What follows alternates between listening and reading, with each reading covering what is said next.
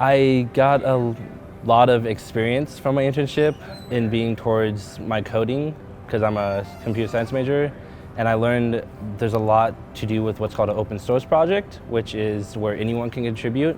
So the technical part I got to learn was really how to work with power distribution centers. I got to actually do some high voltage testing of insulators and just working individually on my own project and then combining the whole team's efforts into one single product.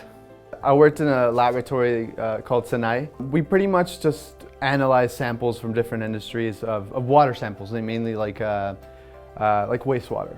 As an engineer, I definitely learned a lot of new skills. I think a big thing was how businesses work, especially big businesses and the distribution offices. I worked primarily in the preventative maintenance sector.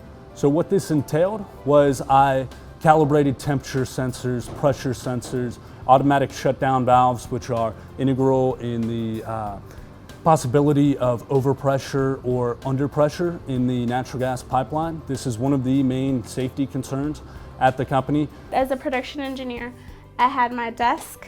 I was working part-time on the computer, analyzing data, talking to the production engineers, talking to the financial coordinators, working with the owners.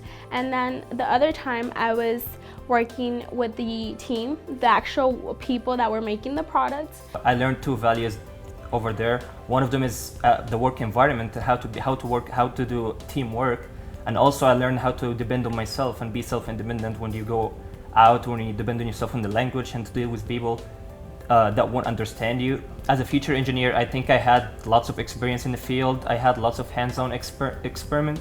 I spent most of the time in the lab. I learned a lot about some programming concepts, and I think it was a really good experience. It was worth it. It's one thing to learn about this different equipment in your textbook, but then it's an entirely different thing to be out in the field and get that one-on-one, hands-on experience with the equipment.